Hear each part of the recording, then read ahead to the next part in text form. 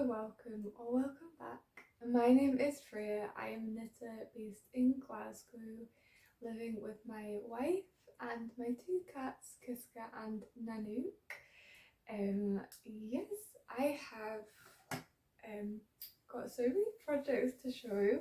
I think I have about like 6 or 7 projects because I've kept putting off filming another podcast because the lighting is awful. The lighting is still awful, but I'm gonna have to do it. Otherwise, I never will. So yeah, I've done a lot of knitting, obviously. So things have just started piling up. I am surrounded by everything. It's chaos. But I've got my notes. So yes.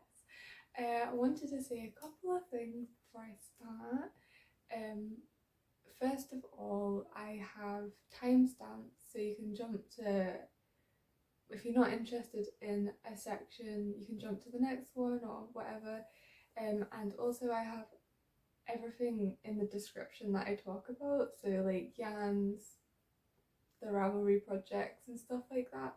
So yes. And if I say something, I always end up saying something wrong, and I watch it back when I'm editing it, and I'm just like, I'm confusing people more. So if I do make a mistake, the things that are down in the description bar are correct.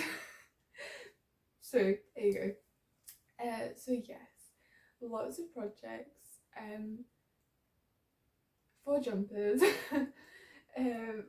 Which is crazy, but I've just got so much knitting time on my hands, so that's just what I've been doing. So yes, well, I'm gonna leave what I'm wearing till after this one, because I want to talk about the field day cardigan, because that was a whip in my last episode. I cannot remember how far I was.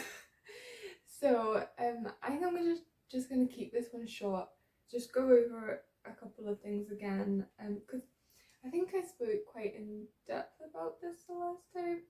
I could be wrong, I didn't watch it back. So anyway, let's just jump right into the Field Day Cardigan by Ozetta. I knit this for my wife, Karina. She has been wanting a cardigan for a long time. So I finally knitted it for her. And this is it.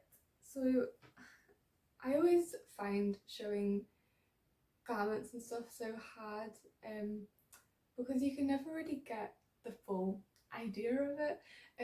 I was meant to get pictures of her wearing it, but it's not happened yet.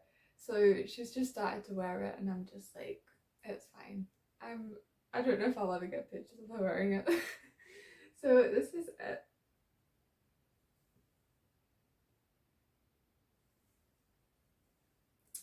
I don't know how much you can see. I'm trying to look in the mirror behind. So yes. So let's talk about the modern, no, let me look at my notes. So the yarn, let's start with the yarn that I used. The yarn that I used is a Drops yarn, and it is Drops Sky. Yes, it is Drops Sky. No, she picked out the colour, but I guided her on a couple of different like yarn bases basically to choose from, because I have a better idea of what would work with this, you know, work with what pattern and stuff like that. And one of them was this Drops Sky, because this is in the colourway Sage Green, I think. And the reason why this was one of the bases that I recommended was because I wanted to be, see with the cardigan, for me personally, I don't really want it to be too heavy, just because if you want to wear it open, it starts falling off your shoulders, or I don't know why. I just think it works better with a cardigan, and with this pattern I think it would have worked better than a heavy yarn, because it is a chain knit yarn, so it's quite light. It is alpaca and merino. What is it? Alpaca, polyamide, and wool. So it would have a lovely drape, which it does have a really lovely drape, which I think is beautiful in a cardigan. And let's see, so I knit the size 4, which is the large.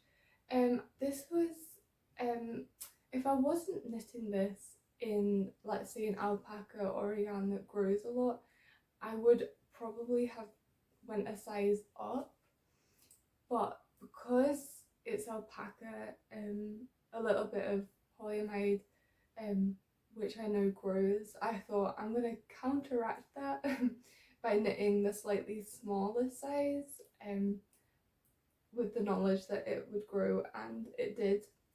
It actually grew to the perfect measurements. I didn't really work out the math that well, but it just ended up perfect. It fits her perfectly. It's the right length.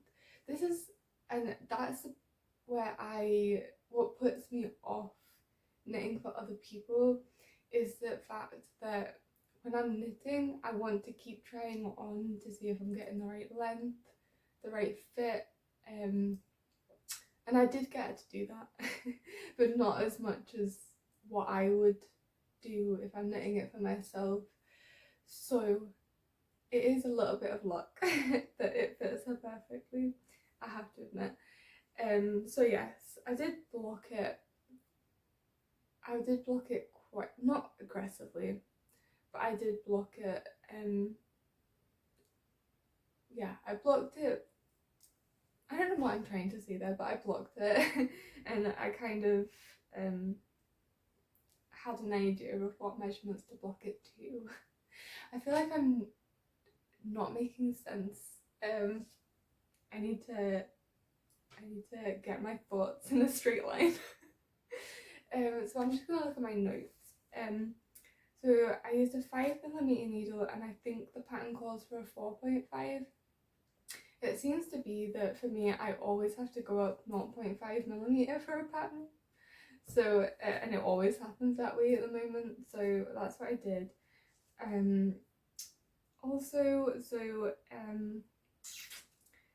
The one main modification that I made, which I think I talked about in the last episode, was making the button band thinner.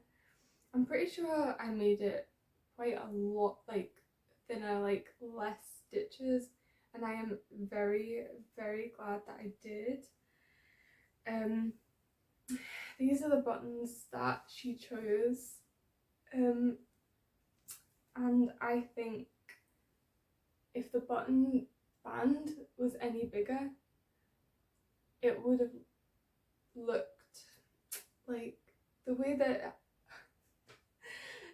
how to describe this, how far, like if this part here was any bigger, then it would start to curl over, which is what happened in my cottage cardigan. So in the back of my head, I knew how to avoid that for this one, and I think it was perfect. So I would recommend doing that if you want that same look. I added maybe 2 inches onto the length.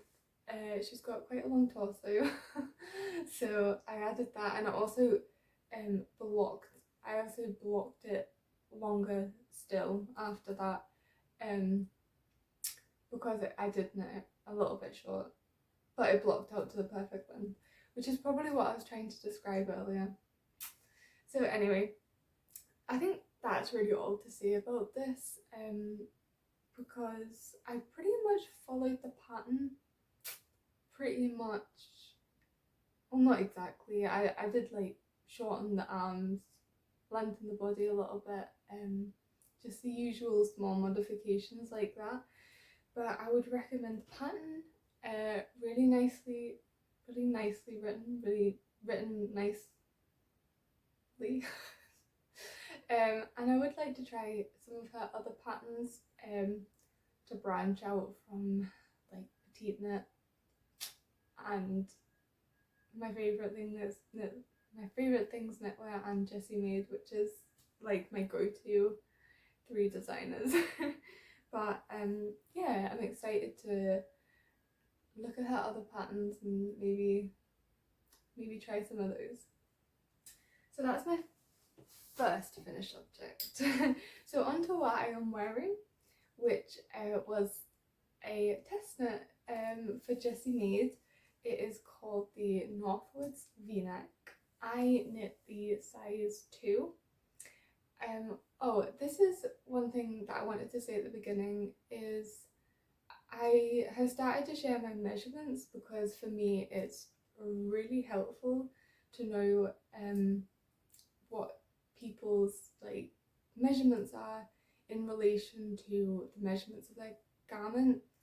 So if I wanted to knit it, I could tell, like if they had 5 inches positive ease and it looked nice, I would want 5 inches positive ease.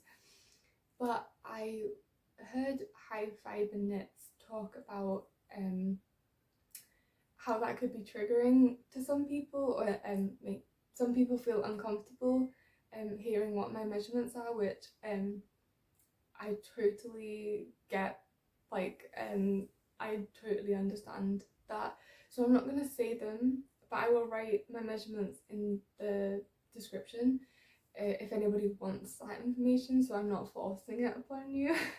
Anyway, so yes, I knit a size 2 for my measurements. I think that was the recommended. Actually no, I think for my measurements the recommended was a size 3 maybe. I could be wrong, but a size 2 would, like on the schematic, a size 2 is meant to give you a 40 inch bust. I was like a little, my gauge was a tiny bit looser than the pattern, so I ended up getting a 41 inch, which is perfect for me.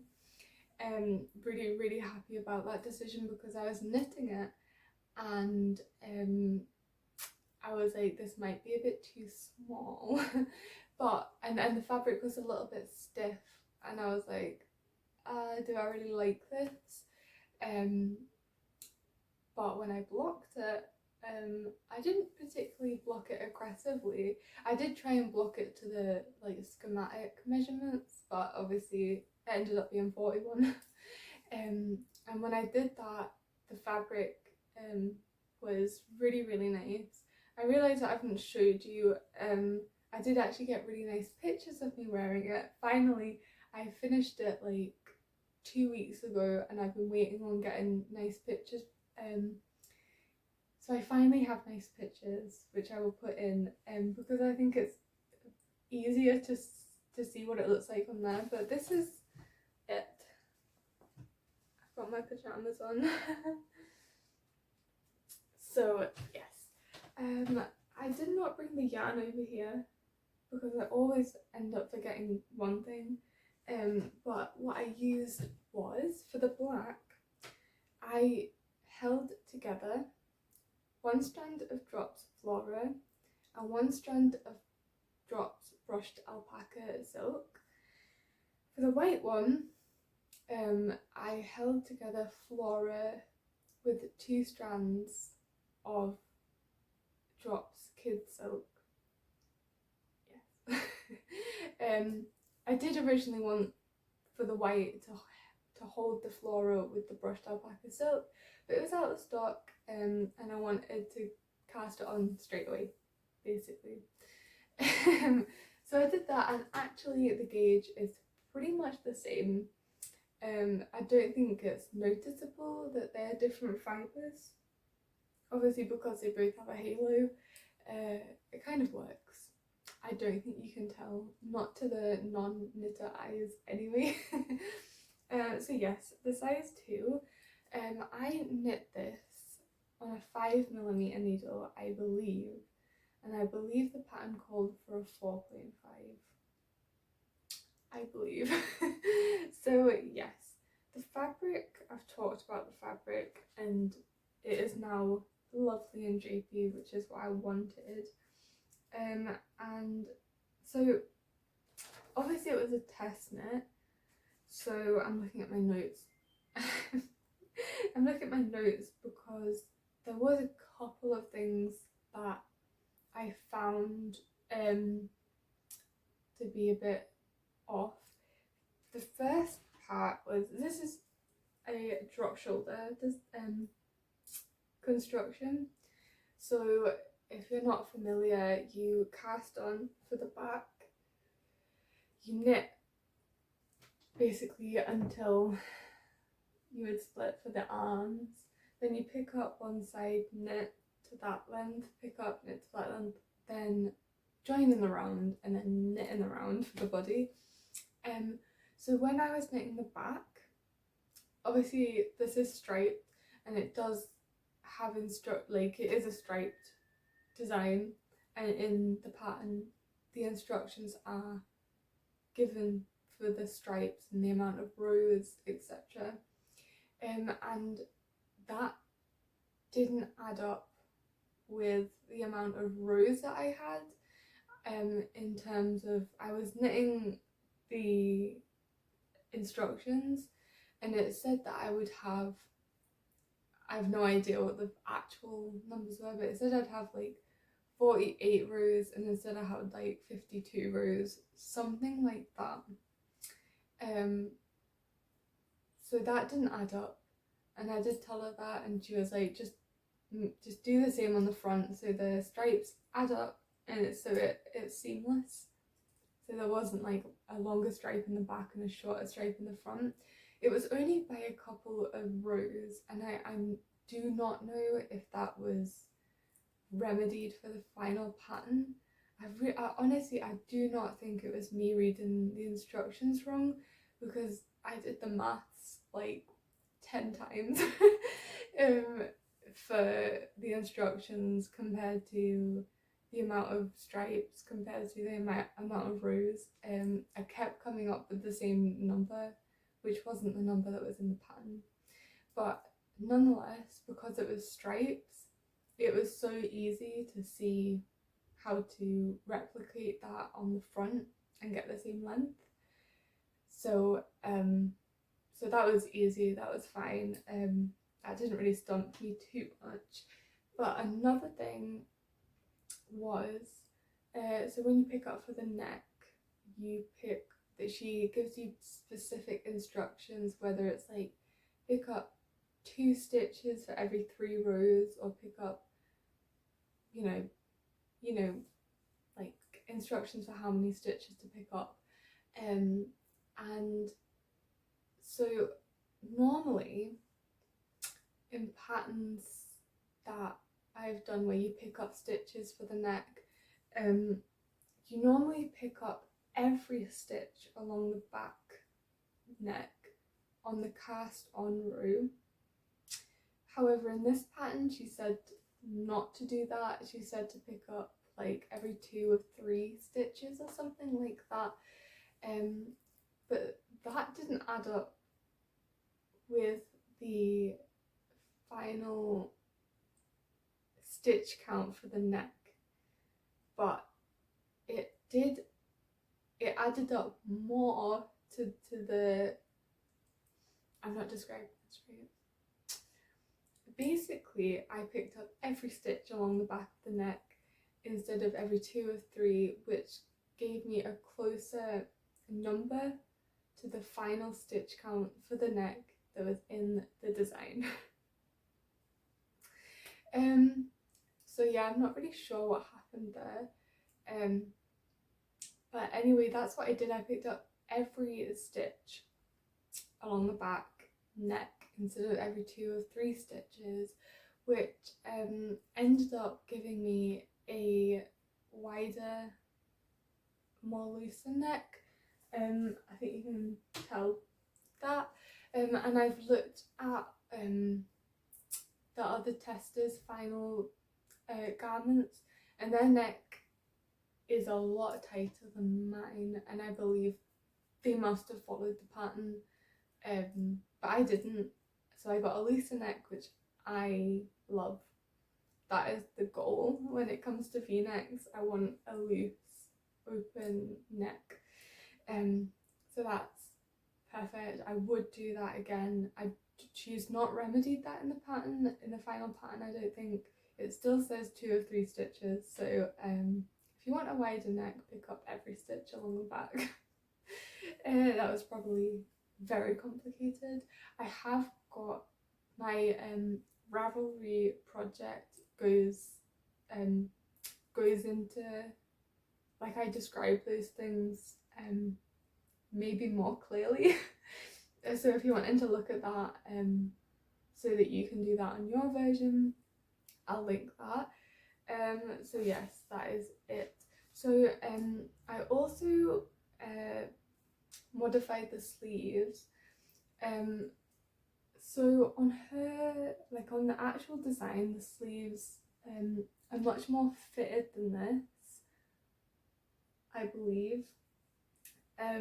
But I see, because it was like, this is just a personal preference, but because the neck was loose and it was you know, the body was oversized with positive ease, I'm not the biggest fan of a fitted sleeve with a loose body. So I didn't decrease as much or as frequently. I ended up decreasing every 10 rows 6 times. So I decreased out 12 stitches and then I just knit straight until the end. I didn't go down a needle size for the cuff or for the neck or for the body ribbing. I just prefer a straight look instead of like a cinched in look, and obviously I wanted a wider neck. So I didn't go down. Yes, and also for all of the edges, so it's a 2x2 rib. However, I am a big fan of an Italian bind off. So I rearranged the stitches to a 1x1 rib, and then I did an Italian bind off. Let's see if you can see that. I don't know if you could see that, but it has given a pretty clean edge. I know people don't, some people don't like it when you rearrange the stitches, but I don't think it looks messy particularly. You do end up getting a little like long stitch. I don't know if you can see that, but I don't mind that. That's okay with me. Yes, I have actually, so this, I didn't knit this for me. Although I do like it, I do like the fit on me. I actually knit this for my little sister, who could pull this off a lot better than me in terms of the black and white stripes. When I got the yarn, in my head, when I ordered the yarn, I was like, this is gonna look so chic, like Scandi chic, like PetiteKnit chic. And then I got the yarn, and then I was like, I don't think it will. I think it'll end up looking a bit more like punk emo kind of a thing, which isn't really my thing. It was my thing at one point in time, but it's not really my thing now. However, it is massively my little sister's scene. So basically I thought, perfect, I'll knit her a jumper because it's her birthday in a couple of days anyway. So I thought I'll knit it for her. So though I really love this pattern. I absolutely love it. I'm a sucker for a v-neck, for a drop shoulder, and I have not got any striped jumpers, so I need one. So I've already bought the yarn for it. This time it's all one strand of flora with one strand of brushed alpaca silk, and it is in like an off-white, a light beige and a dark beige. So in my head that's gonna look nice. But now I'm starting to think, is it gonna look like, are they called like humbugs, like the sweets that are like mottled beige? I can't say that word. But I think it'll look good, and even if it doesn't look really good, I'll still wear it because it's the gauge of this is really nice. The fit on me, I think, is really nice. I just love it. I love it, and I hope my little sister loves it too. I think she will. She lives in Orkney, and it is cold. I have done many, I say many, a couple of Orkney winters, and it is awful cold, especially when you live in a house that had horrendous heating. I think, side note, I lived in a council house in Orkney, and in council houses, I don't know if this is just in Scotland, if it's in the whole of the UK, but they rip out everything. They get rid of the carpets, the flooring.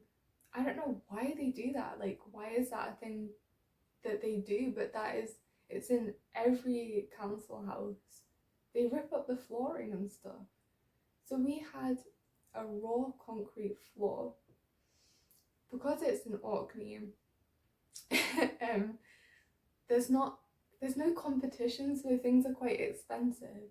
And we did a quote for flooring, and it was like thousands upon thousands of pounds to do the house. And we were like, no.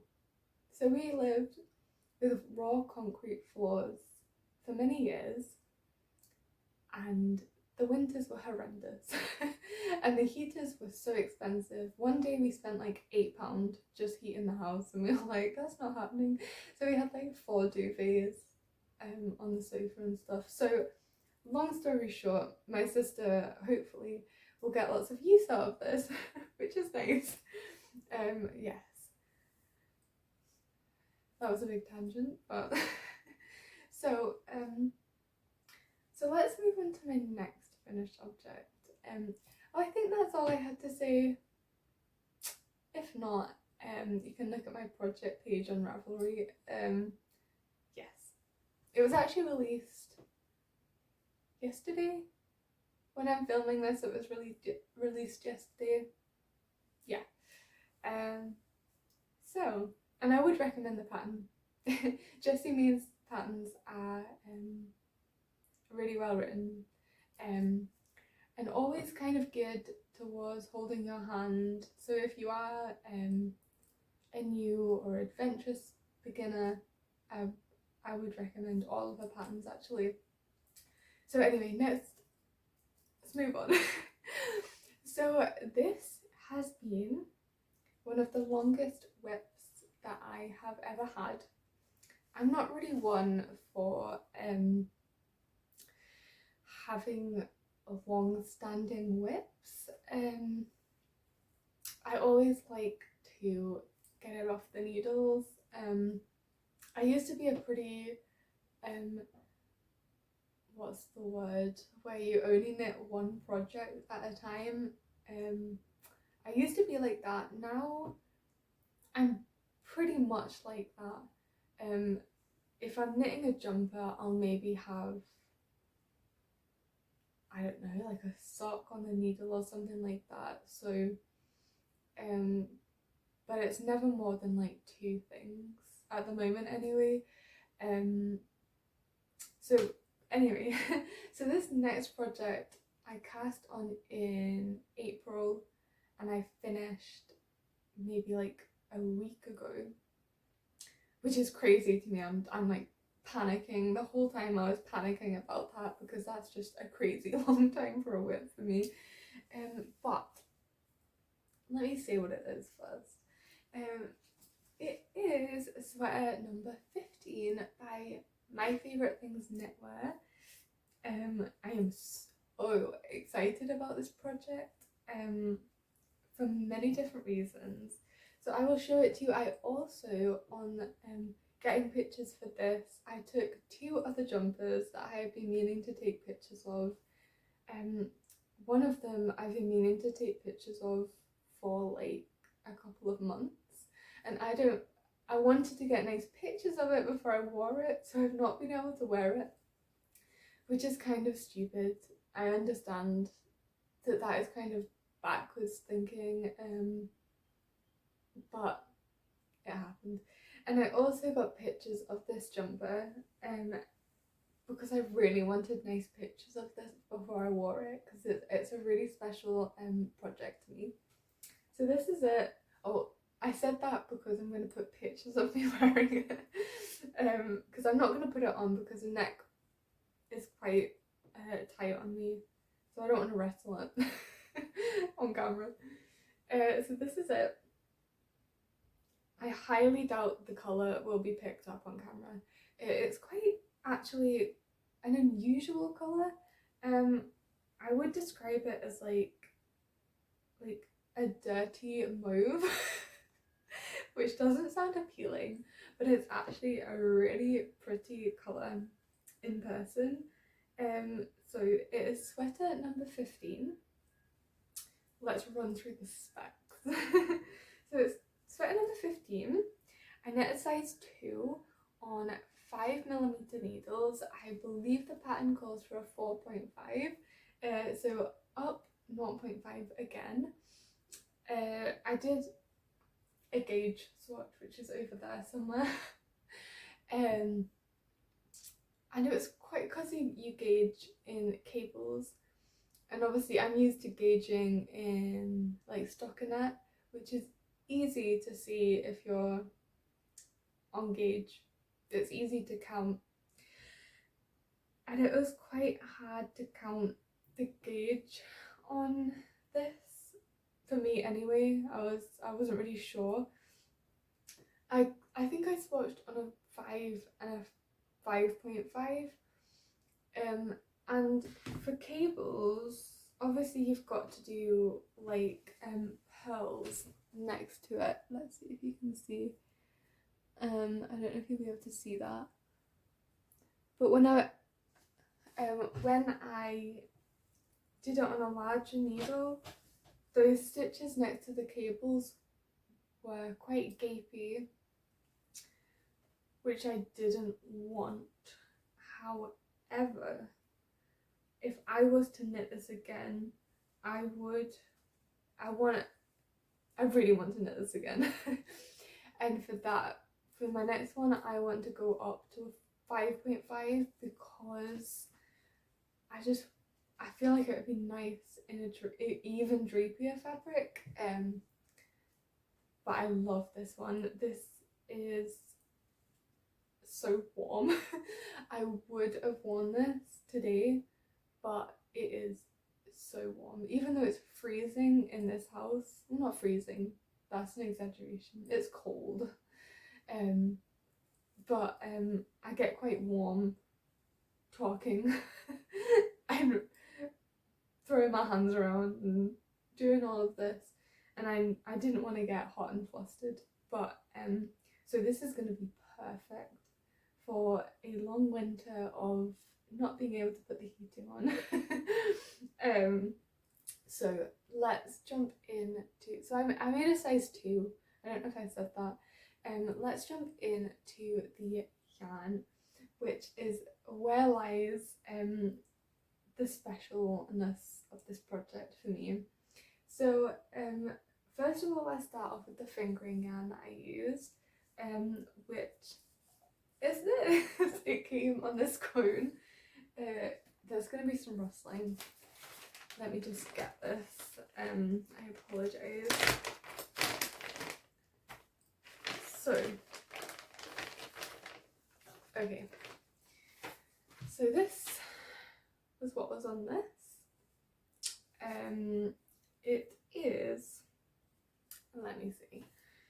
So, first of all, it is from Colour Mat, which gets like mill end yarns and saves yarn from landfill and stuff. So this is a fine fingering weight cashmere and merino blend.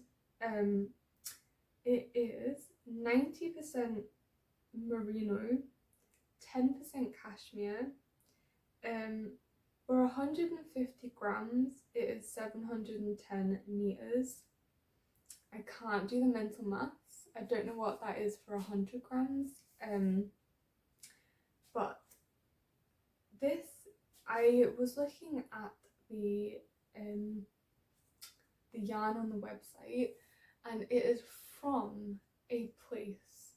It was actually a weaving yarn, and it's from a company called something like Johnson's of Scotland or something like that, which is actually only like 3 hours away from me, maybe, up the way in Scotland. Fun fact, I did an internship with a interior designer, and she said she'd help me find another internship after that one. And she put my name in to get an internship there. I did not get it. So, yeah, bit annoyed, even though it would have been like 4 hours on the train each way and lots of walking. But anyway, it's annoying. But yeah, it is from there. Really nice wool. However, I did speak about this at the time when I was showing it on the podcast when I first cast it on. It had a lot of spinning oil in it. It's a very smelly, which I assume is the spinning oil. And it felt quite ropey before it was, like, before the final garment was washed. It felt quite ropey to work with. I believe that is probably because it was a weaving yarn. So my theory is that that it needed to be more structurally sound to you know, just be woven, therefore making it feel a bit more ropey than if it was just a knitting yarn. Does that make sense? I don't know. So I had to wash it twice in the hanks before using it. I then, when I had finished the garment, I washed it once. I very overly aggressively blocked it. I tried it on and I was like, this looks awful. Before I blocked it, it was, obviously it's cable, so it was too tight, and I overcompensated and it was too big, so I blocked it again, so I washed it again, and now it's perfect, thank God. So which is probably a good thing that I did, because it got even more of the spinning oil out. So it's been washed 4 times. It does still smell like spinning oil, however it has softened up. On to the next yarn that I held it with, which is the special yarn. So this is Lamana Premier, which is 60% mohair and 40% silk. So this was sent to me by a wonderful subscriber how generous is that? I honestly can't believe it. I'm really bad at expressing emotions. um, so I'm very, very grateful. Like, what a special thing to do for someone. I'm so grateful for you to send this to me and for me to be able to try it, because it's amazing. Spoiler, it's amazing. It's the best mohair that I've used. I think I've used, well, including this, 4 different kinds. A obviously drops, Mayflower, this one, and another one. That's in here. Is this one? Lana Grossa I've used. I really knit this much with it. I don't know if I've spoken about this on a podcast, but technically this is probably my longest standing whip. Devastating. I've wanted this for ages, but I just kind of stalled on it because it's mohair held one strand on small needles, and it's an oversized garment, but I really want the final garment. Massive tangent there. And that was, for me, pretty expensive mohair, but this is like next level soft. It is actually a lot thinner than to me a standard mohair would be like 210 or 225 meters for 25 grams. This is 300 meters for 25 grams, so you get a lot more for your money, which is amazing. I mean, to me, it's not much thinner. It's not like, wow, this is really thin compared to the other mohair. I didn't really notice it anyway. So yes, such a beautiful yarn, and the halo that it is given, the softness that it has, I just want this on my skin. I really want this on my skin.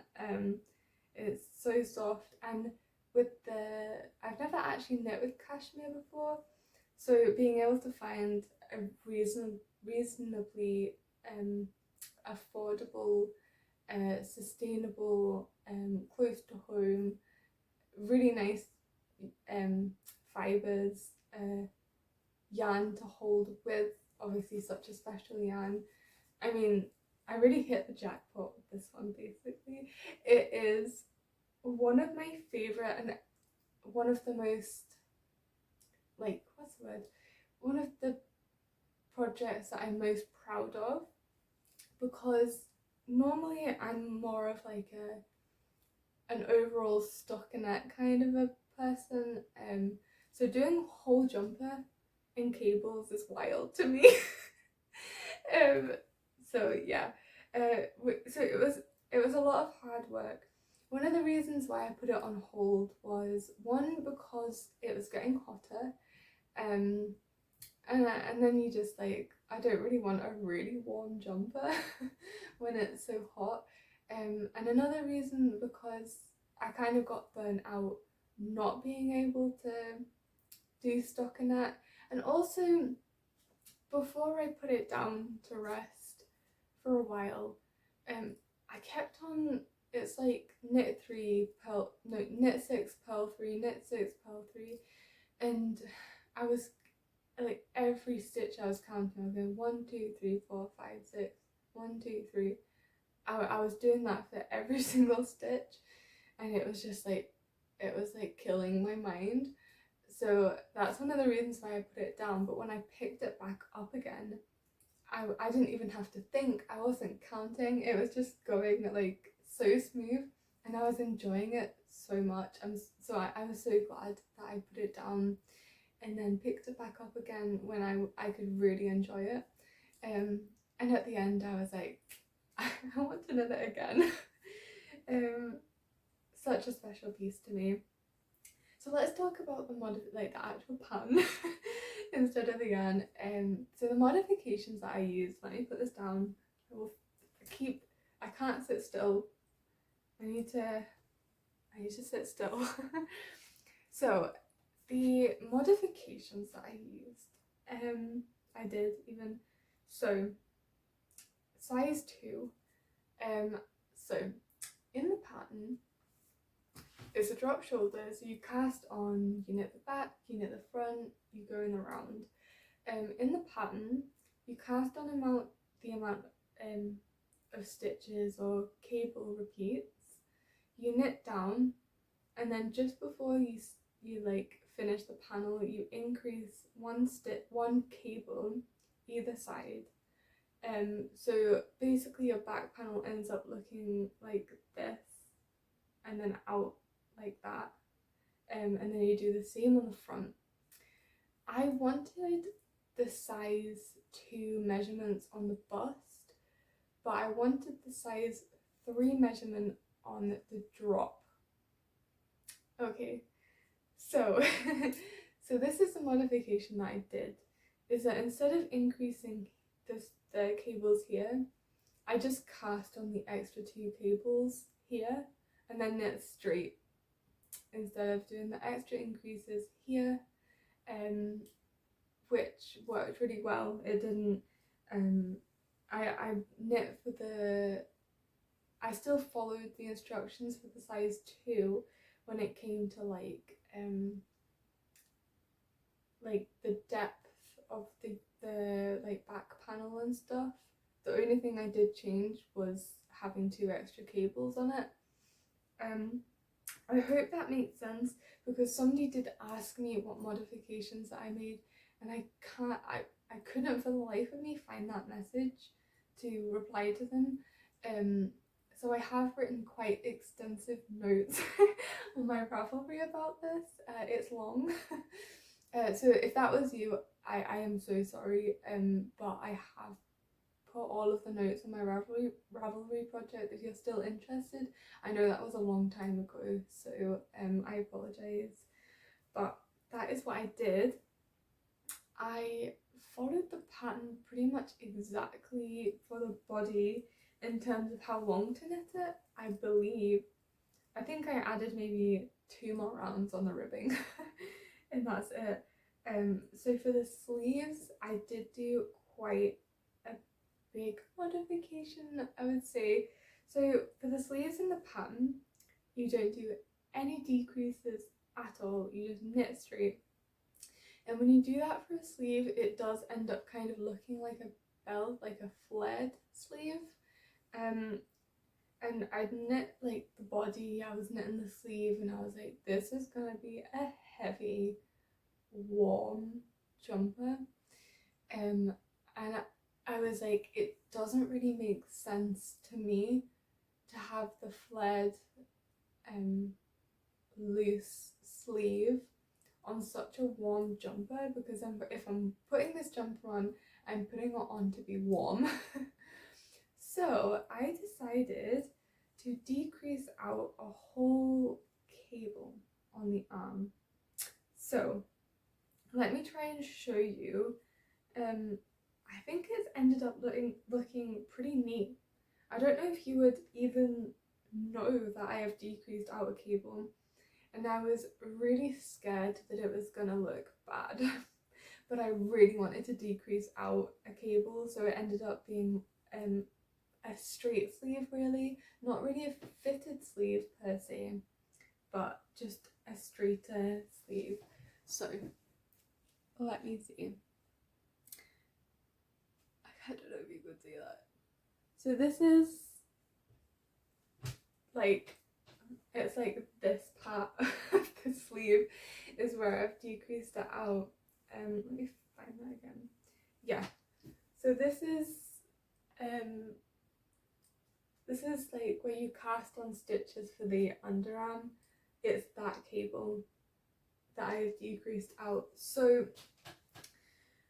I have put notes for this on my Ravelry, how I didn't put like the actual like instructions for it in terms of like row by row instructions because it was quite long. But if you do want to know, another reason why I didn't do it is because is that a bit cheeky? No, I don't know. I was thinking if people haven't bought the pattern, if they look at that, but that wouldn't give anything away, would it? It would just, because it's not in the pattern what I did.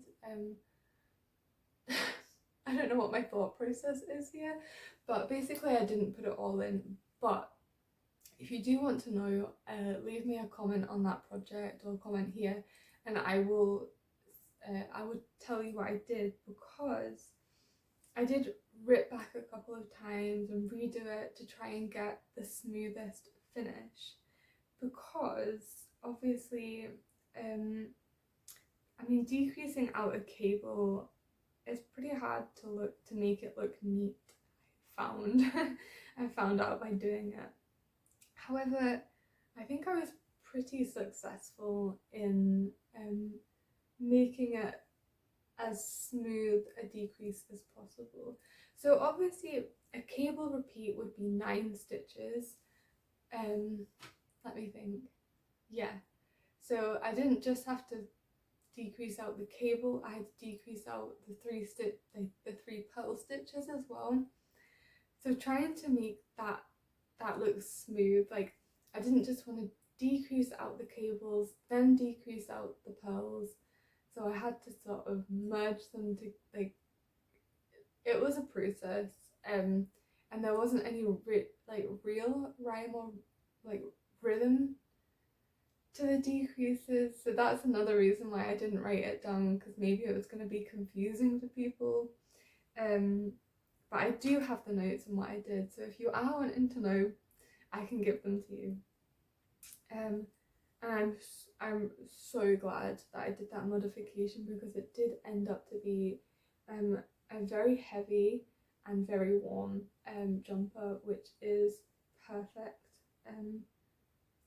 for the weather that we're gonna have this winter. I will say that I ended up using so much more fingering weight yarn than what the pattern suggested. I don't know if this is because, I honestly do not know the reason, but I've written it down because it's crazy and I haven't done the maths wrong. Like, this is genuinely how much I used.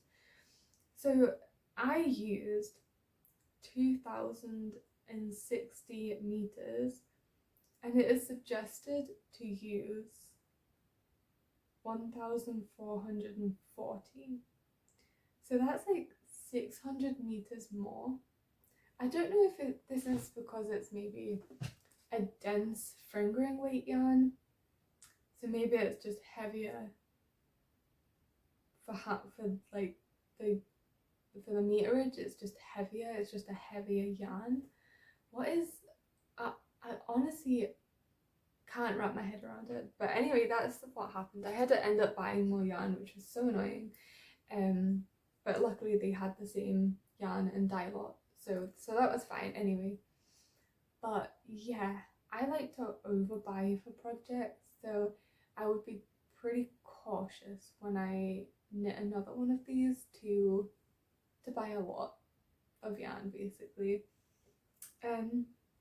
Yes, okay, so it's a heavy jumper, and before I make a project, I do like to stalk people's projects on Ravelry to see if they have notes, to see if there's like a common complaint about the pattern or a common modification that people make. And something that ended up popping up a lot was the neckband and how it was too wide and it was quite loose, and people were having to like put elastic in and stuff.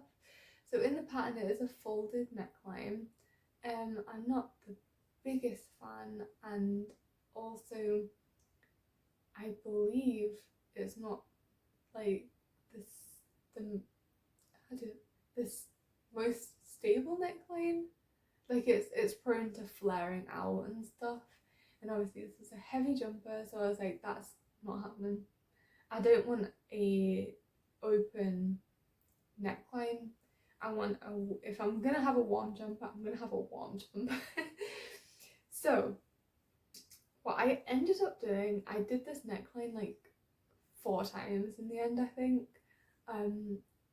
What I ended up doing, I used a 3.75 needle. I picked up 18 less stitches than the pattern called for, and I didn't do a folded neckline. Instead, I did a pretty tight Italian bind off.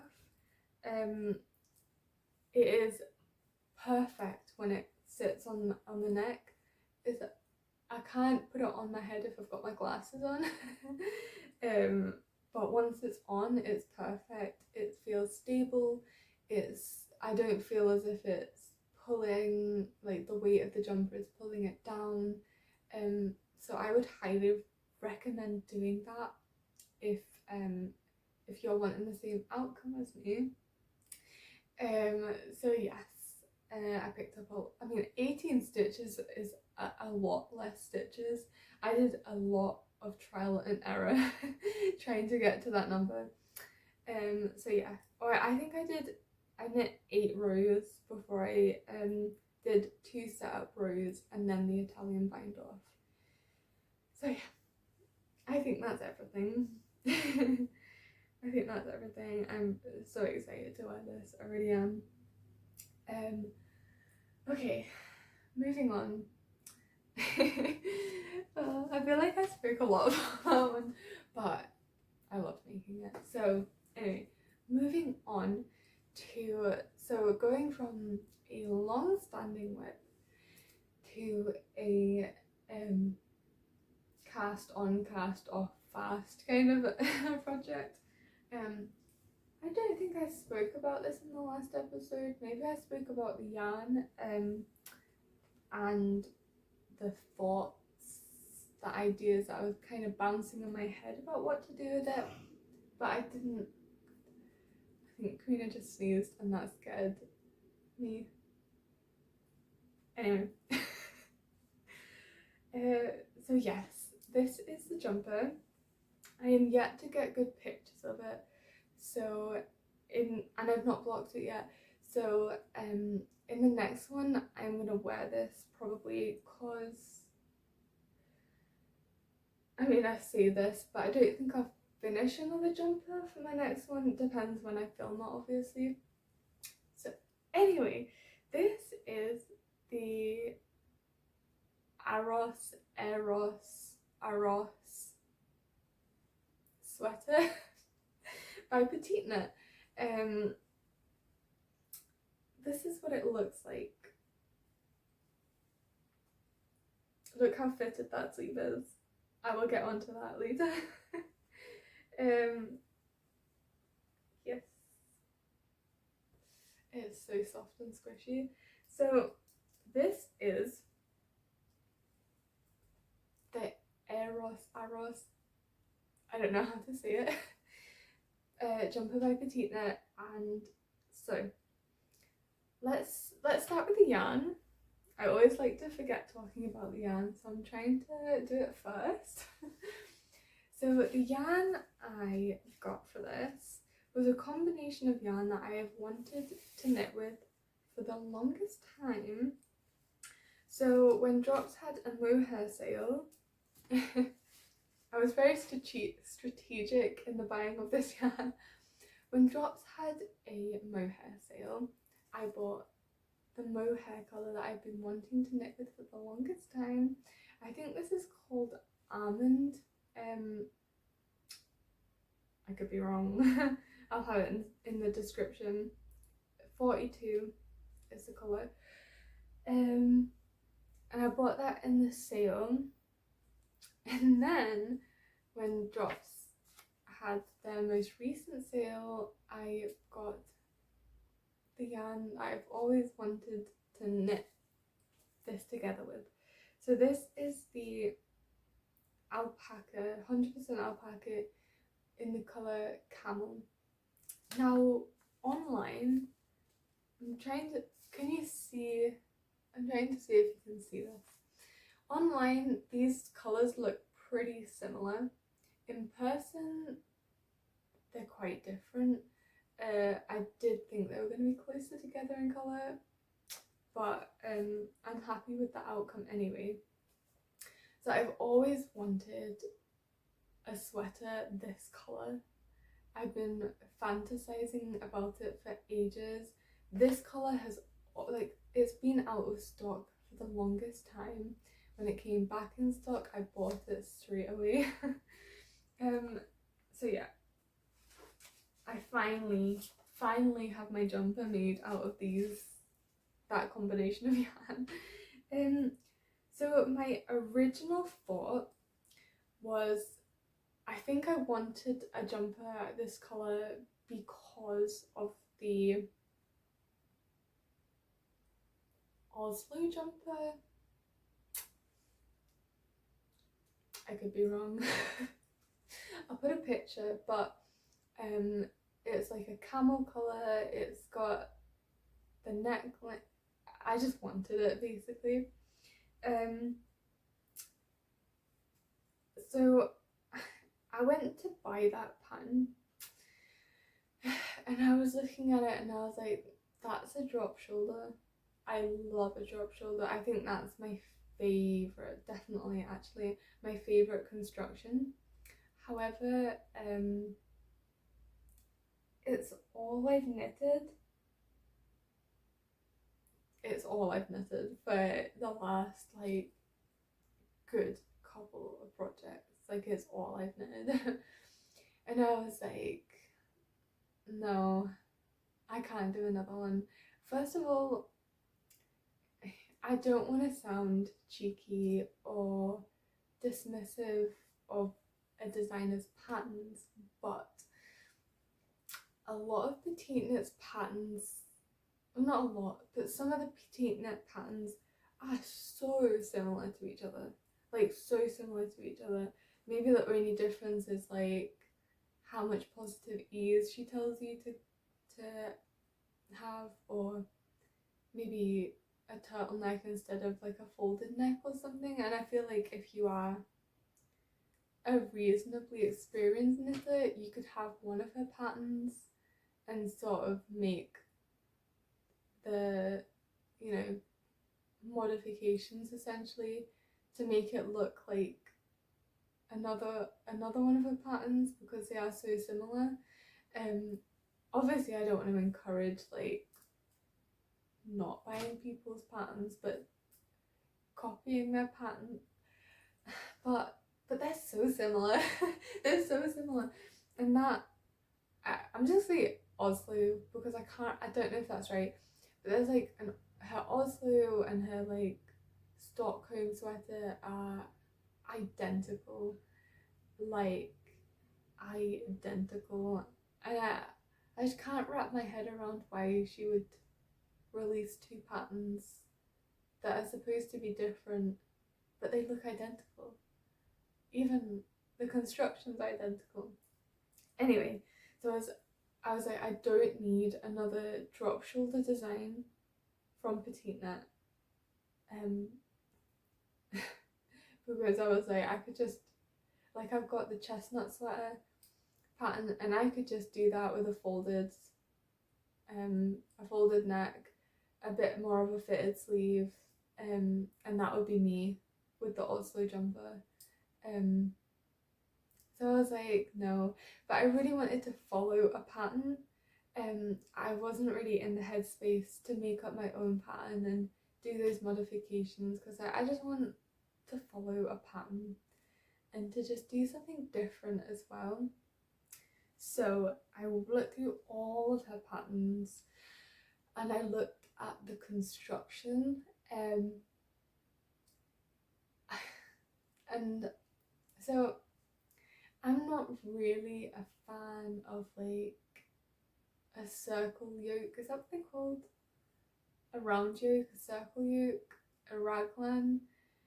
It gets tedious to me when I'm like towards the end before splitting for the sleeves. And I've got so many stitches on the needle, and it's just like so but I ended up going for a raglan basically design. But it's an interesting raglan. So it ends up looking like a satin sleeve. So obviously I'm not going to give away the pattern, but you do increases. I don't know what you can see, but you do, this is the shoulder. You do increases, so it makes this pattern, that shape. Then you do increases to make this shape. It ends up looking like a satin sleeve, and I was like, I wanted a fitted, a more fitted jumper, because I want this for warmth, because the jumper that I wear around the house for warmth is the chestnut sweater, and that's got a lot of positive ease, and the sleeves have a lot of positive ease, so the cold just gets all up in there and it's not fun. So I wanted a warm kind of fitted jumper, and the satin sleeve, I was like, that's just gonna look so nice. I've not really got a fitted jumper, so I was like, let's just do it. Like, I've never knit this construction before. I loved the outcome in terms of the fit, and I was like, perfect, that's perfect. So I pretty much got gauge with the recommended needle size. This is an older pattern by PetiteKnit. Maybe her gauge has changed since then, but I got gauge pretty much with the recommended needle, which doesn't happen. I also I did want a kind of denser fabric, so I did end up sticking with the recommended needle, which I'm really glad. The fabric is beautiful. Now, so the modifications that I made, where is it? So, well, let's take it back. I knit the size 4, which is a size large. For my measurements, I should have knit the size small. However, I didn't want that much of a fitted jumper. I don't really like I don't really like fitted jumpers. I don't want to feel claustrophobic. I especially don't like it when like it cuts up into my armpit, and I like a deep armpit thing. So I was like, no, let's not do. I think the recommended ease is like 1 inch of positive ease or something like that, maybe 2. And I was like, no. So I went up to a size large, which would give, I'm trying to remember this off the top of my head, maybe a 39-inch bust, maybe a 40. I can't quite remember. So I ended up going for that, which would give me an oversized jumper, but it's more fitted than my other ones, so it's fitted to me. So yes, I knit the size large, which is more ease than what is recommended in the pattern, and I'm so glad that I did. I have wide shoulders compared to my other measurements. So it ends up falling over my shoulder really nicely. Maybe I could get away with making a size smaller, and it would like fall like on like a bit further in, which would, I'm not describing this well. Basically, a size smaller maybe possibly would have been okay in terms of like where it would fall on me. It would fall a bit further in, and maybe that would look, I don't know what I'm trying to say here, but I do love the way this falls on me, and I really wish I could try it on because it's hard to explain without trying it on. But basically it just looks expensive because of the construction, because it looks like a set-in sleeve. So yeah. So, but I had trouble with the increases, and it annoys me so much. So even though I chose the size that would give me more positive ease, for some reason the depth of the arm was still gonna be like too high up for me. Like I like a deep, not too deep, but I like a deep enough bit here. So my armpit isn't like getting cut off and stuff. So after I'd done the increases, I tried it on. I was like, this isn't happening. I need a longer depth. So I ended up having to add like 6 rows. I don't know how well you'll be able to see this. Probably not well because I'm holding it up. What can you see? Can you see? I'm trying to see what you can see but I can't tell. Can you see here? There's like a bump.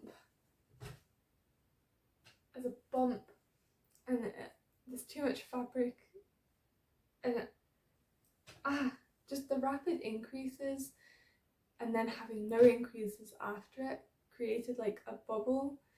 And I have like, when I try it on, it's actually okay because it's like right here.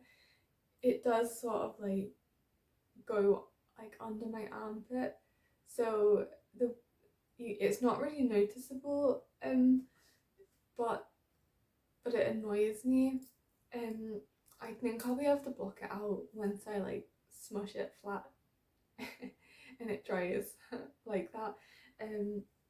So I'm not too worried about it, but it just annoys me. It annoys me because if I knew like in hindsight I could have made those more rapid increases at the end. Like I could have eked them out. So instead of every row it was like increase on 2 rows, knit a plain row, increase on 2 rows, knit a plain row, and that would have been perfect, which annoys me. But a reason why I don't like knitting raglans is for that end part where you've got so many stitches on the needle, and I was like, I'm not ripping that back. I'm just gonna knit plain rows. I'm gonna get a little bobbling, and I'm gonna block it out. But if I knit this again, I will make that modification, and then it will be perfect. So yes, for the arms, let's see, what have I written about the arms? Because I changed them. Okay, so for the arms, so you cast on stitches on the underarm when you join in the round, or when you split off. I'm not explaining this well.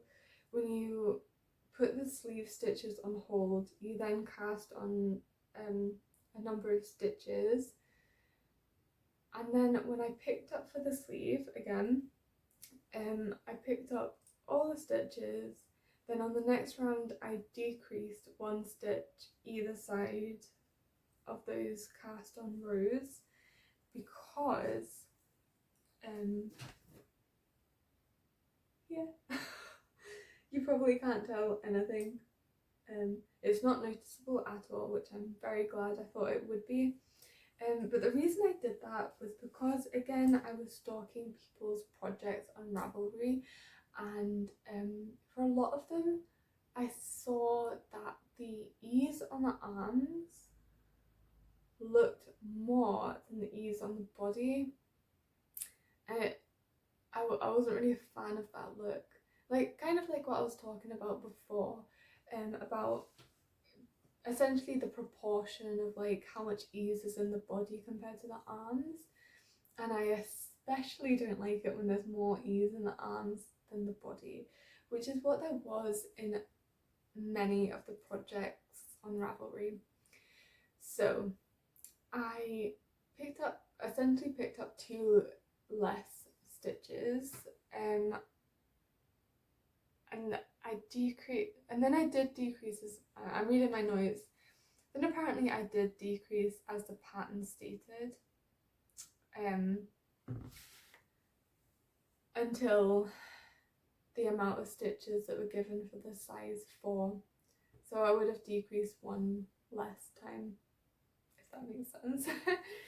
In hindsight, again, I would pick up from the original pickup amount, stitch count amount given in the pattern, I would have picked up like 6 less stitches, because when I have it on, it's a little bit, it looks a tiny bit out of proportion, which annoys me.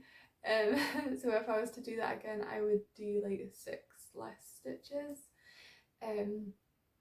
But apart from that, so I did decide to go for a fitted sleeve though, and I'm pretty happy with that actually. So I did want a fitted sleeve on this one. It's like my first fitted, like properly fitted sleeve on a garment that I'm actually gonna wear, if that makes sense. I have knitted like the Felix, which I think was a reasonably fitted sleeve, if I remember. I didn't wear that too much. That was like one of the first jumpers that I knitted a couple of years ago, and I did love it, but I kind of fell out of love with one, the colour. It was like a rusty red, and 2, the little eyelet increases I felt like looked a bit too feminine on me. I don't know, I thought it's a bit jarring compared to like what else I was wearing, so I've not really worn that much. But so all that to say that this is kind of the first fitted sleeve that I'm gonna be wearing a lot, because I love this jumper. And the reason why I did that obviously was to not let in any cold air on an open baggy sleeve and it is definitely gonna do its job. It's properly fitted, it's actually really nice. It feels really nice actually to have, like, to feel it like on the wrists and stuff, just to know that there's no cold air getting in at all. It's just really nice. So yeah, I knitted the sleeves. I actually knitted the sleeves like over an inch too long, and what I like to do is knit a bit of the body, put that on hold, then knit the sleeves and the neck, and then finish the body, because I feel like that gives me a better indication on how long I want the jumper, especially doing the neck, because that can pull it up or make it loose or whatever. Anyway, so I did the sleeves. I find it quite hard to gauge how long to knit the sleeves. I always end up knitting them too long actually at the moment because I'm scared to knit them too short. Anyway, so I knit the sleeves long. And I was trying it on with the body and I was like, that's gonna annoy me. So I don't end up ripping out the ribbing, and I think it was like 10 rounds, and then I just re-knit it. Maybe I could have done even like 1 or 2 less rows than that, ripped out 2 more rows I mean, but it's okay. It's better than what it was. And then I knit the body, and I normally I like not a long jumper. I'm not really a fan of like past the hips kind of a jumper, but this is a jumper knitted for warm, for cozy. So I don't want to be like sat on the sofa or walking around and it's like the back, like the lower bit of my back is on show, and like the cold air is getting to like my skin. I don't want that. I wanted a warm, cozy jumper, so I did want it reasonably long, or longer than what I would normally knit. So kind of the same story as the sleeves. I ended up knitting it a bit too long. So instead of ripping out the ribbing and some of the stockinette, I just ripped out a bit of the ribbing and did the ribbing a little bit shorter. The ribbing in the pattern, like the instructions are to knit it longer than the rib on the cuff. So actually when I ripped out the ribbing and made it shorter, I think it looks fine. Like you wouldn't know that it was meant to be longer. So I'm really happy with that actually. Not bothered about that at all, and I think it's pretty much, it's a good length now. It's a good length, it'll keep me warm. If I was to knit this for like a properly like stylish etc, I would maybe knit it like a tiny bit shorter, but it's perfect for what I want it for, so I'm really happy. Anyway, onto the neck. So the neck I knit completely to pattern. Now this is wild for me because I don't really like folded over neckbands, which is what this is. They look bulky to me, they look a bit awkward, but I just wanted a cozy like jumper, and actually the folded neckline made sense to me for that, like a pillowy hug for your neck. I was like, that's quite appealing actually. And so folded over neckband.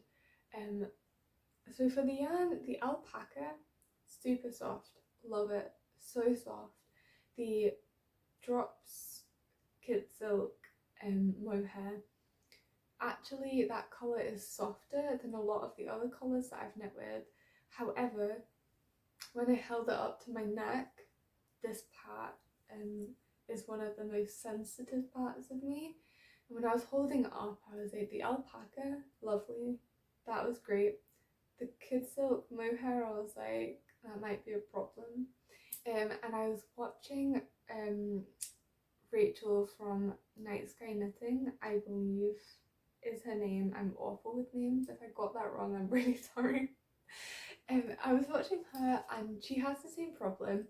And for, I can't remember what jumper it was, my memory is awful, but she did a folded neckline and she used a softer yarn for the part of the neck that will touch the skin. And I was like, that's what I'm gonna do. So I did what she did, and it's really good. It's really effective. I'm really glad that I did. It's gonna make it so much more wearable and comfortable. So if I was to do a folded neck again, I would 100% do that. 100%. And even like,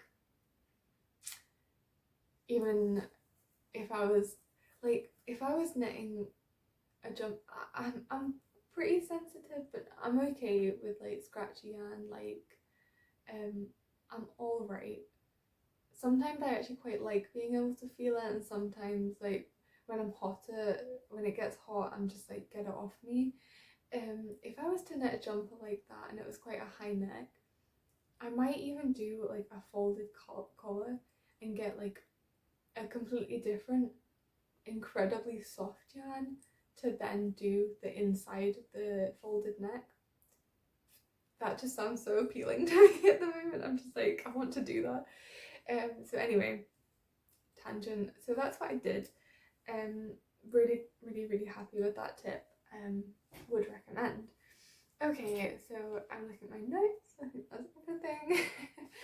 So that is all of my finished jumpers. On to my last two finished objects. The sun has like completely gone now. I've got a ring light and a lamp. I'm trying to look in the mirror behind the camera to see how bad it is. So I apologise if the lighting's awful, but there's not really anything I can do. In my last podcast, it was awful. The quality was really bad, and I was like, I'm just gonna have to deal with it and put it up. So anyway, I apologise. The colours probably aren't coming up right on camera, which is annoying. But anyway, on to my next project, which is I gave in to the trend. Sometimes it's actually really nice to just go with the trends, like to feel part of something. I'm not really one for doing that, but I did for this. And people are probably so sick of hearing about it, but I'm gonna talk about it anyway. So it is the Sophie scarf by PetiteKnit. This is crumpled because I have worn it. So the Sophie scarf from PetiteKnit, I have knitted two, one large, one small. So I'll start off by saying why I decided to give in to the trend. So kind of like what I was saying before, like it's such a simple pattern. I was like, why would I pay so much money for a simple pattern? But I knitted my mum, I test knitted the bear bandana by, is it Wool and Witch? I can't remember. I get confused between a couple of different podcasters that have witch in their name. So anyway, I test knitted their bandana. I'll put it on screen in the description. And I didn't wear them, so I gave them to my mum, who lives in Orkney, on the coast, like 5-minute walk away from the sea. And I thought she'll wear them, or maybe not, I don't know. So I gave them to her, and like maybe a week or two ago, she said how my auntie had some yarn to give me, who is a massive knitter too, and she was like, could you knit me another one of those headbands, because she wears them every day. And I was like, yes, I will do that. But then I was like, maybe she'll like a different pattern. I don't know, I never asked her. I just thought I'm just gonna knit it for her, and she doesn't wear it, I'll knit her like a proper bandana style. But because these have been so popular and I've seen so many people wear them, I'm like, it's obviously really wearable. So I was like, let's just give it a go. So then I was like, right, it's for my mum. I'm not just gonna try and make up the pattern for it, which I probably could have done. This sounds so bad when I say stuff like that, but it's such a simple pattern that I'm just like knitting is so expensive to me. It's a really expensive hobby.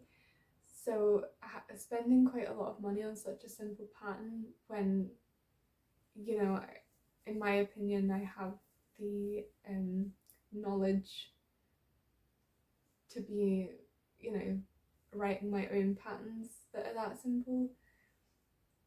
This sounds so bad. I know this sounds so bad, but anyway, I bought the pattern because kind of like that Aros sweater. I was like, I just want to follow the pattern. I don't want to have to faff about like making the pattern and, you know, doing all of that stuff. I was like, it's for a present. I've used scrap yarn, so I was like, I'm just gonna buy it. I'm just gonna jump on the trend.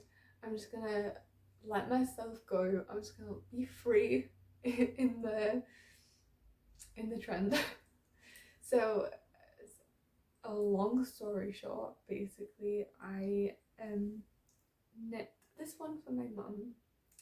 This is actually leftovers from the Jessie made like super simple raglan. Simple v-neck. I don't know. I got more nice pictures of that one. That I'll put up on the screen. Anyway, I knitted this out of the scraps from that.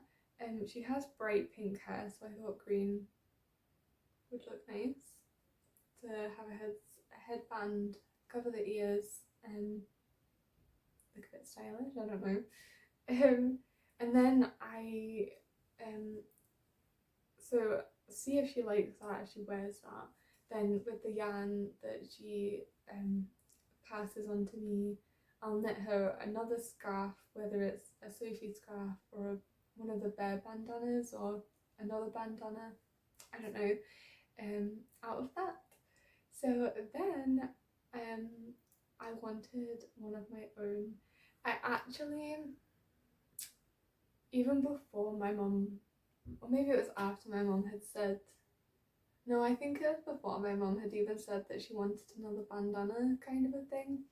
When I was ordering the yarn, like the yarn for this, and the yarn for something else from Wool Warehouse, I saw that this yarn was on sale, this yarn, which was half price, so it was pretty reasonable for a 50-gram ball, I think. Yeah, 50 gram.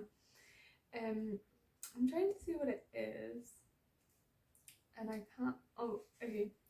It is 50% wool, 30% alpaca, and 20% cashmere.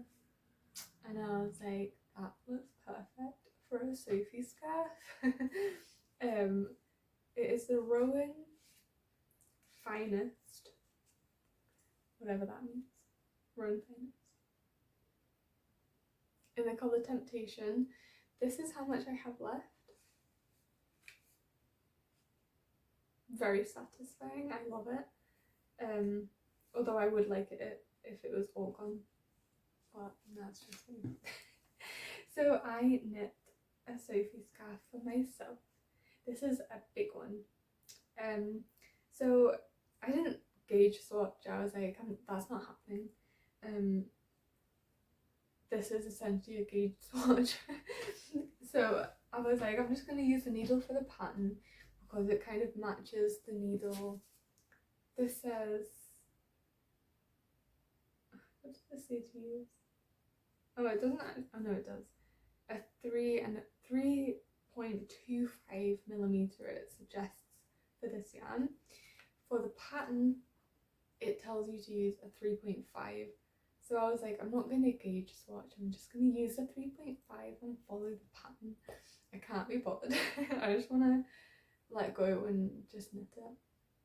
So I started knitting it, and I soon realised that actually my gauge was tighter than the pattern, quite considerably so, because I just ended up knitting and increasing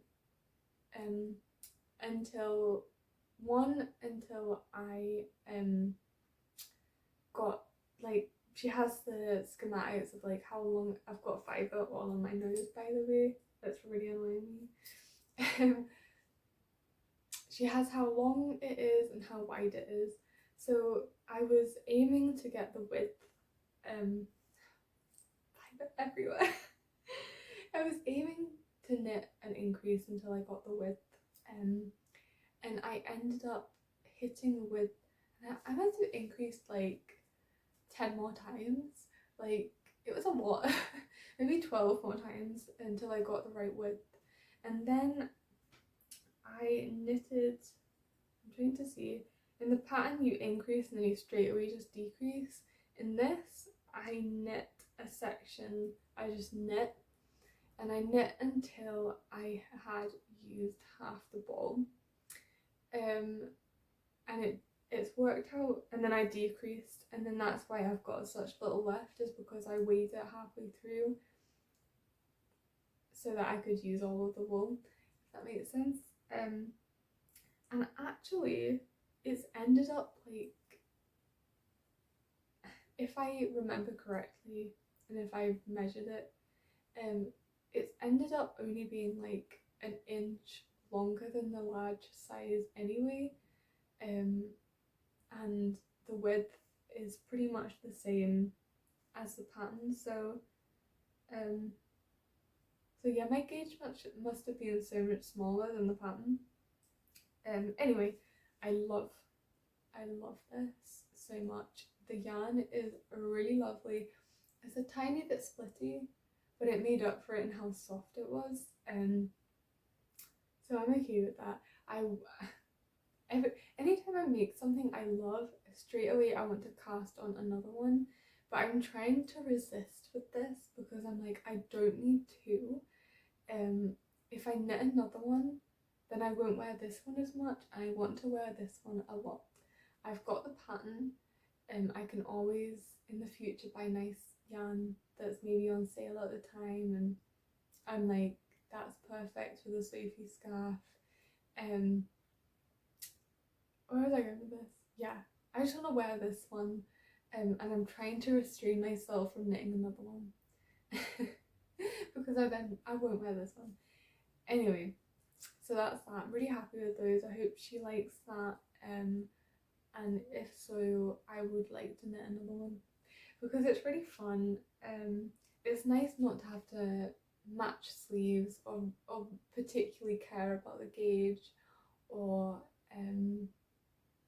yeah, you can read the pattern once and then you know what you're doing, and it's just enough interest of like an increase every now and then, a decrease every now and then, to keep you like interested, but also it's not taxing on the brain really, which is exactly what I'm feeling like at the moment. And I'll tell you why. Because I started this project, which I will talk about now, which is a whip, and it was because of that I was like, I need stock in it, which is why I cast on that Aros sweater, yes, and why I put down this next whip, and why I cast these on, and I was craving something simple, so I will talk about my whips next, which is actually, let me look at my notes. Actually, it is only,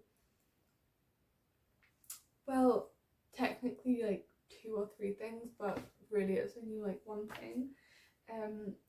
I spoke about this being a future cast on what's the word, or plan, because I bought the yarn for it already, and I planned to knit it, and I was waiting for it to come out.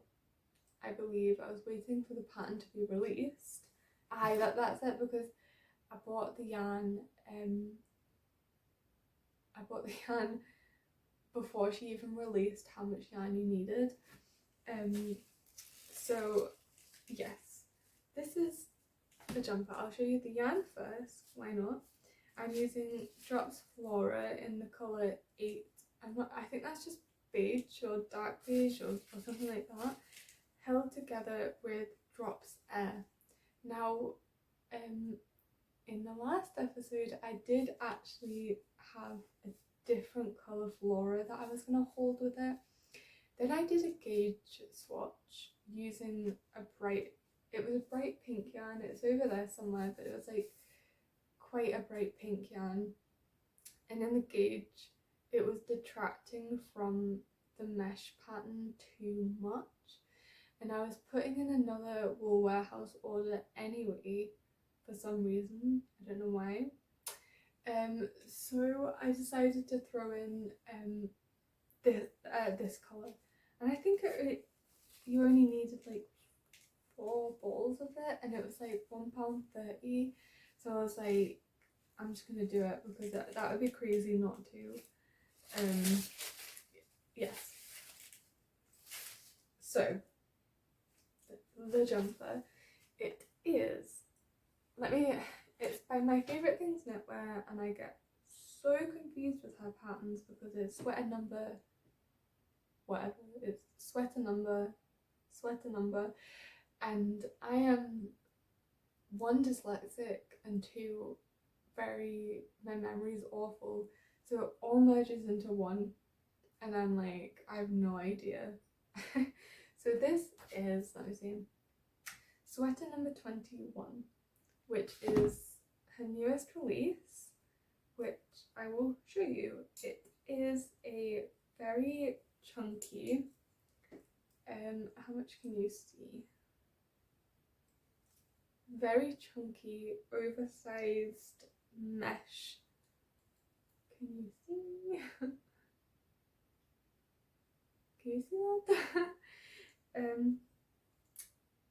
Chunky jumper, sweater, oversized mesh, which is this, what's the word, considered lace? I think it is because it's yarn overs, knits together, etc. So is that a lace? I think that's a lace pattern. And this is the reason why I got so burnt out, because kind of like this, funnily enough, the other My Favourite Things Knitwear pattern, the sweater number 15, I was counting each stitch.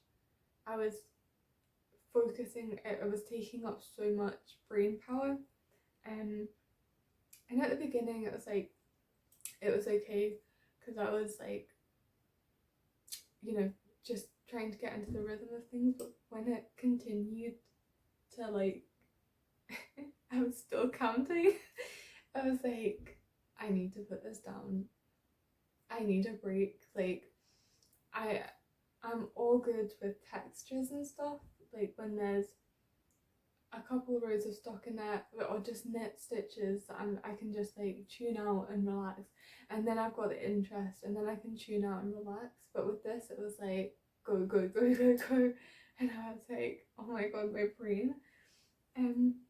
Nonetheless really fun to knit. I'm not detracting from that at all, I'm just saying like it's a lot for me. So I've actually got quite far. I mean, it is a chunky knit. It's knit on 9mm needles, so it's chunky. And that's another reason why I put it down, because I was like, for me, chunky needles, I can't get into a flow.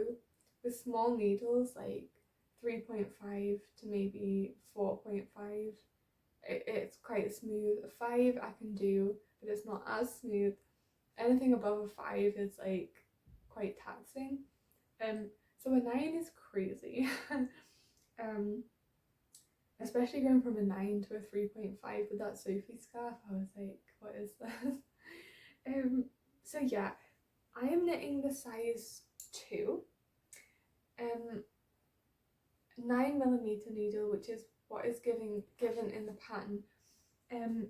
That's why I put in a wool warehouse order, because I had a size 10mm needle. I did a gauge swatch on a 10mm needle and it was too loose. And I was like, oh, that is so annoying, because now I'm gonna have to buy 9mm needles and 9mm like 40cm small circumference needles, which obviously adds to the cost of it, which was annoying.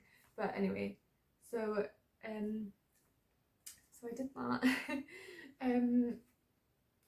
actually don't think there's much to say, because I have just followed the pattern. Like, my row gauge is tighter, if that makes sense. Like, there's more stitches per 4 inches than what there is in the given gauge on the pattern. So I was knitting the back and it was like, it should be this length, and it was like so much shorter, and I was like, let's do another pattern repeat. And I was just like, no, let's just follow the pattern. And because this is like, it's alpaca, it's lace, I was like, I can very easily block this to the right size. So that's what I'm gonna do if it comes out smaller or whatever. So I'm not worried about that anymore. Okay, that was short. There's not really much to say because I just followed the pattern. I was enjoying it. I like the yarn. So soft. That yarn is so soft. The bloom yarn. And I'd love to knit with it again.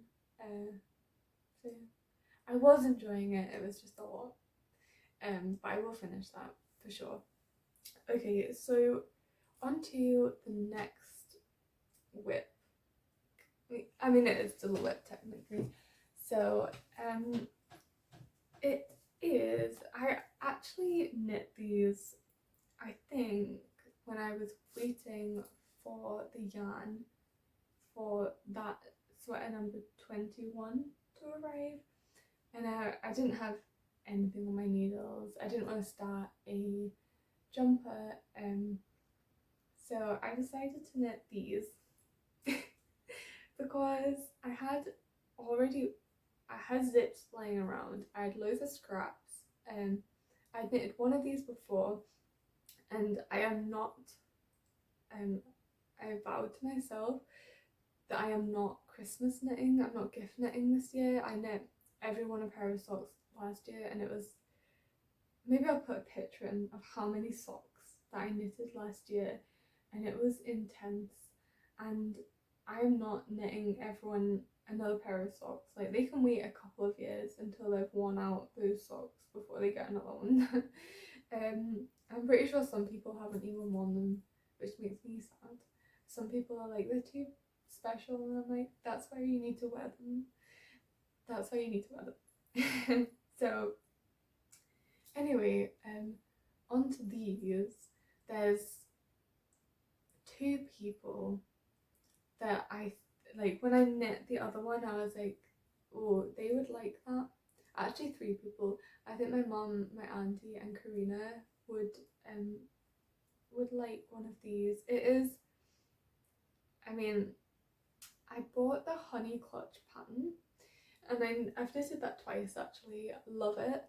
A really beautiful finished object. But she also has a honey purse pattern, which is essentially the honey clutch but like flat and small. And I already knew how to do the honeycomb brioche in the round, and I was like, I just need to do that but on a shorter circumference. And then I've got the honey purse, and I was like, I'm not going to spend another like over £5 when I could just modify the honey clutch. So I don't know if that's bad or not. I'm like, I go back and forth in my head. I'm like, that's probably really bad, but at the same time, knitting is so expensive, and I just need to modify like one thing, and I've got the other pattern. Anyway, I'm not going to talk about that anymore. We all know what I think about that, kind of. So anyway, I knit two. This one's big, or bigger than like the usual. This is more like a pouch, in my opinion. This is more like a purse. The reason why these are whips, I've got the zips in and everything, but I've not got the lining. This is the lining for one of them.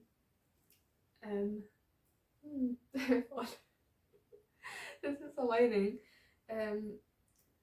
but it's so fiddly to sew in to the purse one. It's all right in the honey clutch, but for some reason it's quite awkward to sew into these, so I've put it off basically. I just put it off. But it's good to know that all I need to do is line these, and then I think these will be the only knitted things I will give as Christmas presents, so they should feel lucky. But great stash buster, and I would recommend buying, like, I think she's got a honey clutch, honey purse, honey wash bag, honey something. I would recommend buying one of those patterns because they are really good, and easily modifiable to be one of the other ones in the series, which is bad, but you know, needs must and all of that. Anyway, okay, let's just stop talking about that now. And on to, this isn't technically a whip, but it is something that I want to talk about and ask a question about, I guess. So in my notes for this, I've written swatching nightmare, because I had an absolute, I was quite upset yesterday because of it. I wanted to knit, again jumping on the trend, why not? I wanted to knit the Ingrid sweater by PetiteKnit for a long time.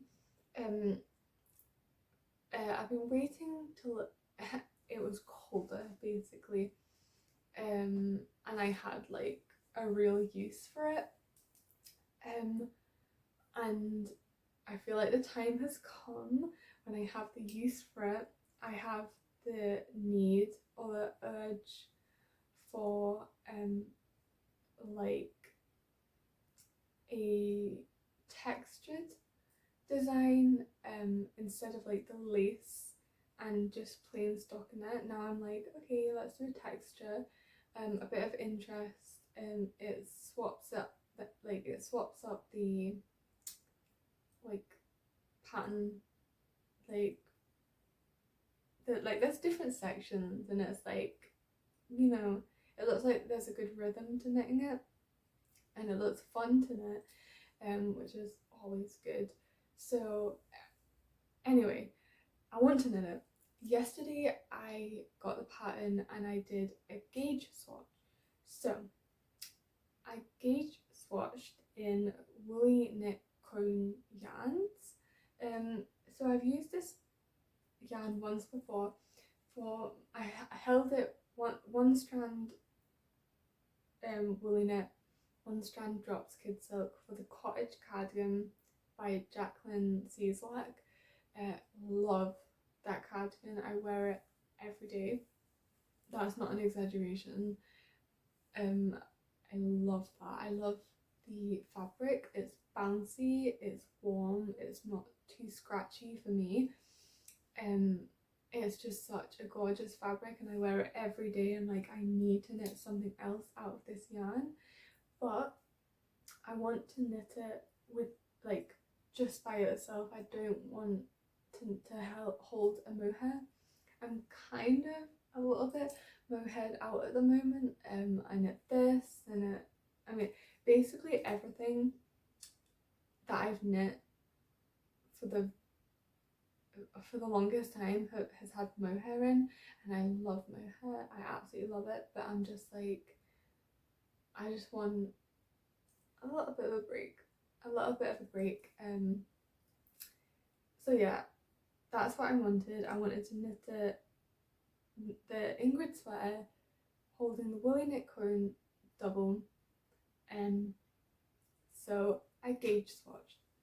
I keep going around in circles to get to the same place. So this is my gauge swatch. Can you see that? How lovely is my gauge swatch? So I think the pattern calls for a 4mm needle.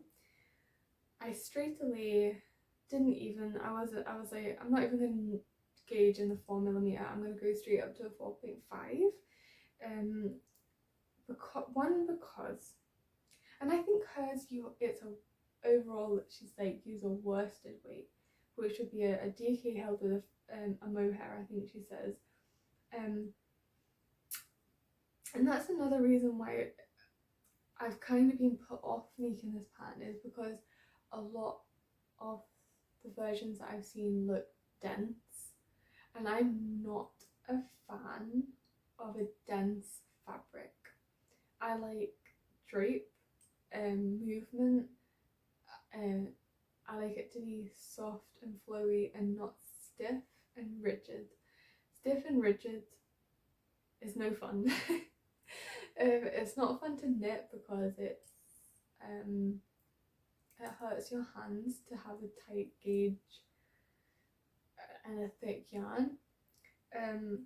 So I knew straight away that I wanted to avoid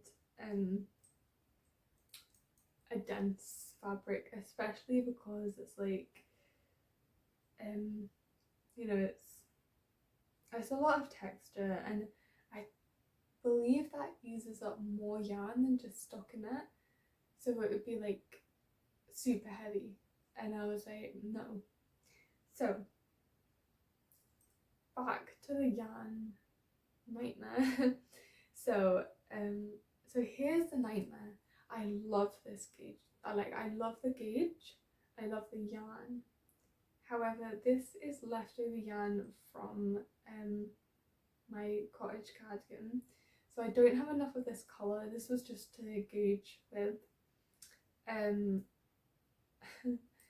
So the other colours that I have, I don't think are going to work for this, and this is where I hit the wall, and I was like, I'm really upset, because I bought the yarn. Obviously Inga is having the knit along with woolly knit, and I was waiting on that discount code to buy the yarn for a couple of projects, and one of them was for this project, which is a cream, and obviously an Aran Ganzi kind of a jumper is usually like a cream one. Like, I'm thinking fisherman's jumpers from way back when, and they were cream, and that's like the tradition. Like, when I think of an Aran jumper, I think cream. And I was like, and I like the colour will show up, the texture better, it'll just work. So I got the yarn, and I went to go and start it. I'm gonna pick it up, so there's gonna be rustling a wee bit.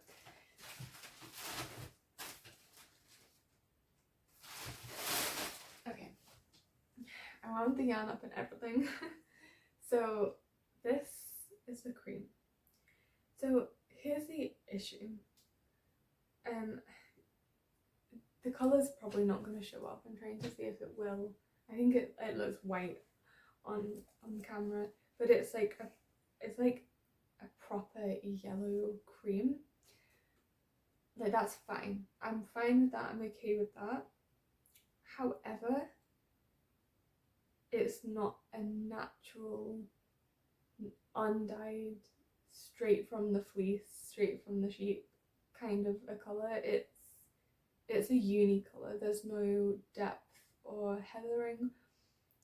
I expected there to be a bit of like heathering or depth of colour, or some, you know, some different colours in there, but there's none. And I started, like, I was just like, no.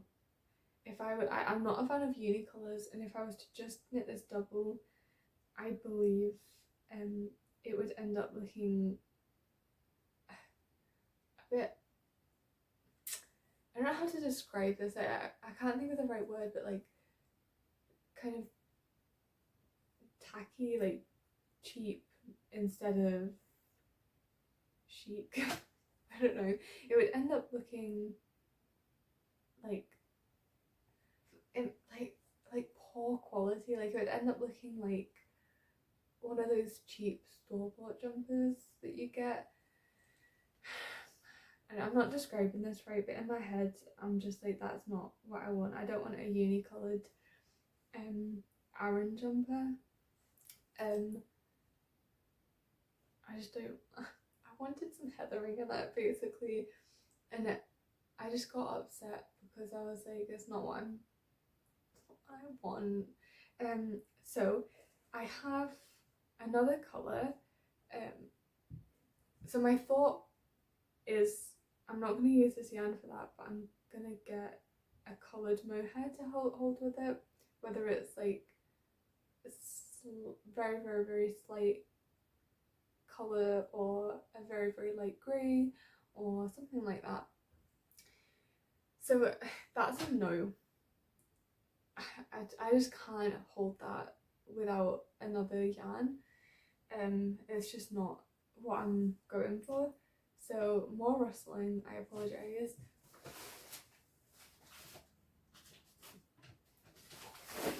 So I have this cone of woolly knit, which I bought when I bought this when I bought the yarn for my cottage cardigan. I've already wound this and I started knitting it and everything, but I don't know if this will show. It's dark. It's a dark yarn, and I started it and I was like, will there be a point of knitting a textured jumper out of it?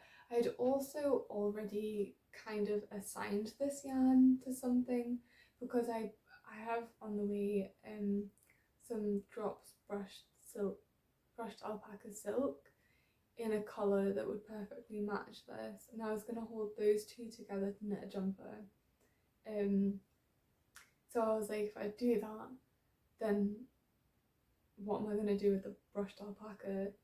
Do you know what I mean? So I'm kind of backed into a corner, and I don't know if I should just go for it, because I want this jumper out of woolly knit yarn. I don't want to use the cream, which was my idea when I bought it. I think I would be okay with a textured jumper in a dark yarn that wouldn't show off the texture amazingly, but I'm okay with like low contrast colour work and stuff like that, so I actually think I would like it. So if I hadn't bought and had an idea, if I hadn't in my head already assigned this yarn to hold together with the brushed alpaca silk, I would be casting this on and knitting it. I'm going to wait until the brushed alpaca comes. Maybe I'll do a gauge swatch with this and the alpaca, and maybe I'll knit it out of that. If this and the alpaca swatches up really nice, but it's too thick, or the gauge isn't right, or I'm like, that wouldn't work for this, then I'll not make it into an Ingrid sweater. And I don't know, I'm just really upset. I want to knit the Ingrid sweater out of woolly knit, and I don't have the right colour. I also, when I bought that cream one, I also bought this colour, More Rustling, which is this colour. Can you see? I think this is called cobalt blue, which it definitely is. And I bought this because I wanted to knit the sweater number 2. Vest number 2 by My Favourite Things Knitwear, and I've already bought the mohair to hold together with it, the cobalt blue from Drops, because I want the electric blue vest. I want it, and that there's no question that I'm knitting that out of this, but if I do that I won't have enough left to hold it double to then knit a whole jumper out of it held double, so that's out of the question as well, which is a shame because I would actually like a jumper just in this too. So I'm kind of out of options, but also I kind of have an option, but I'm not, but it would be annoying. Karina said, why don't you dye the cream? And I was like, that's a good idea, but I don't have a pot big enough. I would want to naturally dye it as well, and I'm out of, is it called water? That's wrong. It's I'm out of the thing that you use which like fixes the dye into the yarn so it doesn't just fade or wash out. I'm out of that, and the pot's not really big enough, and that's just like a whole process that I wasn't anticipating having to do, and I'm not really sure if I'm in the place to do that. I was, however, thinking if I am going to do that, there's so much that's going on with this Ingrid jumper. If I was going to do that, I could just dye half of the cone, so I could just dye like 250 grams, and then hold the dyed, the undyed, to get like a more like depth of colour jumper.